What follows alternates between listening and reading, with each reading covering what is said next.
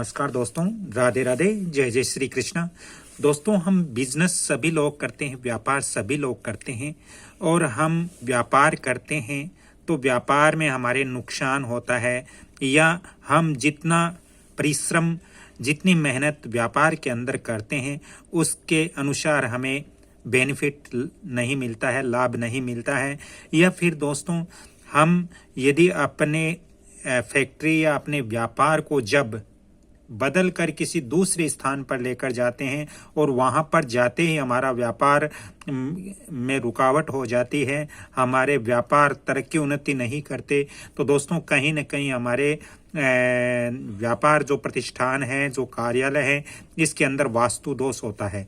वास्तु दोष के कारण ही हमारा व्यापार तरक्की उन्नति नहीं करते हैं, हमारा व्यापार अच्छा नहीं चलता है, बनते बनते कार्य में रुकावट उत्पन्न हो जाती है। दोस्तों, मैंने कल एक विजिट किया था और उस विजिट के अंदर जो जो चीज़ें मैंने देखी थी उस कारण से उनका व्यापार अच्छा नहीं चल रहा था और उनका व्यापार के अंदर दिन प्रतिदिन नुकसान ही हो रहा था। दोस्तों, जब मैंने विजिट किया तो जैसे ही मैंने उस कार्यालय के अंदर गया, ऑफिस के अंदर गया, तो ऑफिस के अंदर घुसते ही दोस्तों स्वागत कक्ष था और स्वागत कक्ष का जो ऑफिस का मेन डोर था, जो ऑफिस का मुख्य द्वार था, वो अंदर की तरफ खुल रहा था। दोस्तों, अंदर ऑफिस में घुसने, यहाँ पर कार्यालय में घुसते अंदर में स्वागत कक्ष था और स्वागत कक्ष के एक तरफ दोस्तों कर्मचारी कक्ष बना हुआ था, जहां पर कर्मचारी कार्यरत थे, कर्मचारियों का कक्ष था। तो दोस्तों, यहाँ पर सबसे पहले वास्तु दोष मेरे को ये नजर आया कि ये जो ऑफिस का मुख्य द्वार है ये अंदर की तरफ खुलता है और ये जो कर्मचारी का कक्ष का द्वार है ये बाहर की तरफ खुल रहा था। दोस्तों, इससे सबसे बड़ा वास्तु दोष यहाँ पर हो रहा था। इस कारण से उनके वाद विवाद एवं कानूनी कार्रवाई उनके ऊपर हो सकती थी। दोस्तों, कभी भी हमारे जो मुख्य द्वार होता है वो अंदर की तरफ खुलता है तो जो कर्मचारी का रूम का द्वार है वो भी अंदर की तरफ ही खुलना चाहिए। मुख्य द्वार अंदर की तरफ था और कर्मचारियों का द्वार बाहर की तरफ खुल रहा था। ये सबसे बड़ा वास्तु दोष था। दूसरा वास्तु दोष ये था दोस्तों कि जब अंदर प्रवेश करते ही स्वागत कक्ष था और स्वागत कक्ष के अंदर ही एक तरफ कार्यालय बना हुआ था। दोस्तों, यहाँ पर जब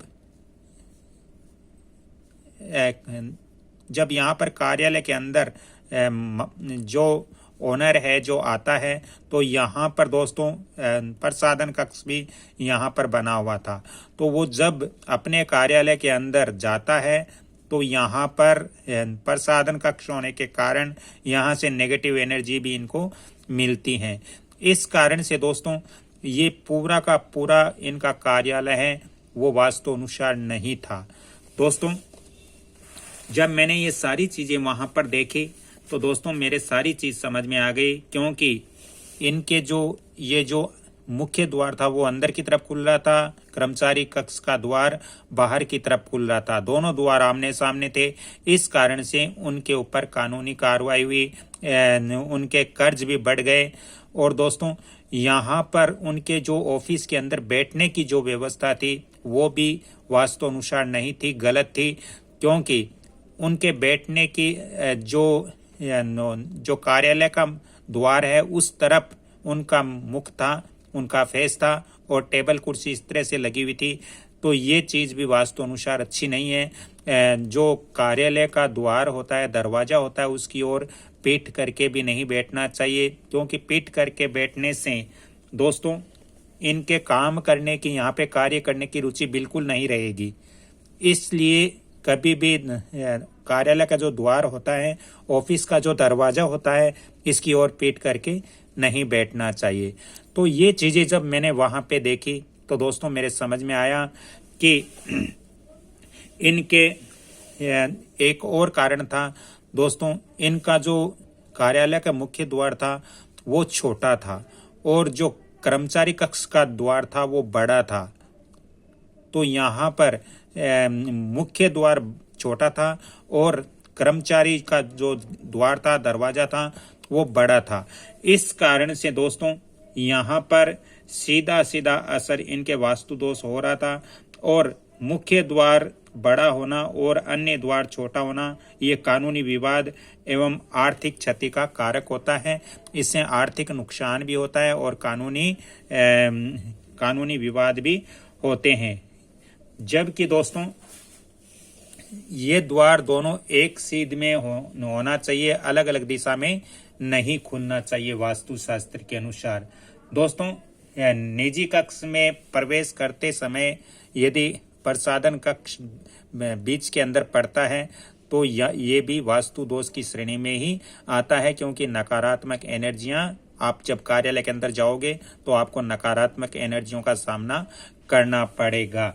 इस कारण से दोस्तों आपके ऊपर कर्ज बहुत ज़्यादा बढ़ेगा और कर्ज इतना बढ़ जाएगा कि आप उतार नहीं पाओगे। तो ऐसा वास्तु दोष हमारे ऑफिस या कार्यालय के अंदर नहीं होना चाहिए। दोस्तों यदि ऐसा वास्तु दोष होता है तो फिर हम उस स्थान पर, उस प्रतिष्ठान पर तरक्की उन्नति नहीं कर सकते। दोस्तों फिर मैंने जब इनका जो वास्तु दोष था वो मैंने थोड़ा थोड़ा दूर किया तो प्रवेश द्वार के दरवाजे को बदलकर बड़ा दरवाजा यहाँ पर मैंने लगवाया। जो द्वार यहाँ पर बाहर की तरफ खुल रहा था उनको मैंने अंदर की तरफ खुलवाया। दोस्तों यहाँ पर इनके बैठने की जो व्यवस्था थी वो भी मैंने ठीक कराई। उनके बैठने की व्यवस्था मैंने उनको यहाँ पर नैऋत्य कोण के अंदर यहाँ पर टेबल कुर्सी लगा करके और इनको ईस्ट फेसिंग उनका मुख रख करके मैंने बैठने की वहाँ पर व्यवस्था करवाई। दोस्तों इस तरह से निजी कक्ष के अंदर भी मैंने बहुत परिवर्तन किया। नैऋत्य कोण की दिशा में उत्तर की ओर या पूरब की ओर मुख करके मैंने उनको बिठाया। तो दोस्तों ये सब चीज़ें हमें अपने कार्यालय या ऑफिस के अंदर देखना बहुत ज़रूरी है, तभी हम अपने व्यापार के अंदर, हम अपने प्रतिष्ठान के अंदर तरक्की और उन्नति कर सकते हैं।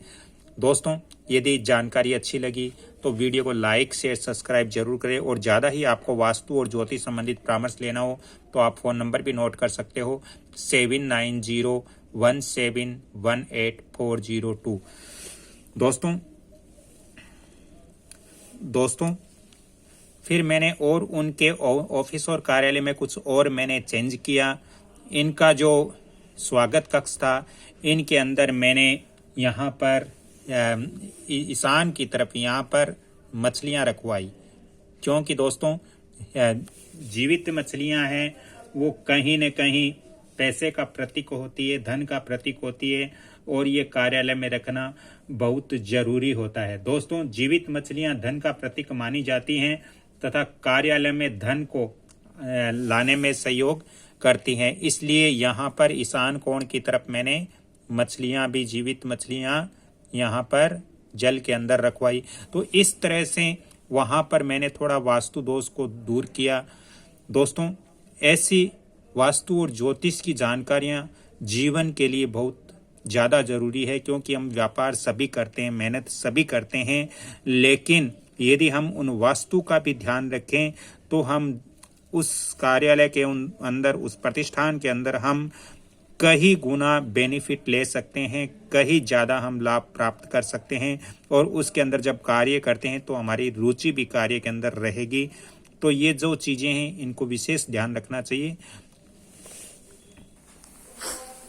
दोस्तों वीडियो अच्छा लगा तो वीडियो को लाइक शेयर सब्सक्राइब जरूर करें और बेल आइकॉन घंटी के निशान पर भी क्लिक करें, ताकि मैं और भी आगे वास्तु और ज्योतिष की जानकारियां आप तक पहुंचाने का प्रयत्न करता रहूं।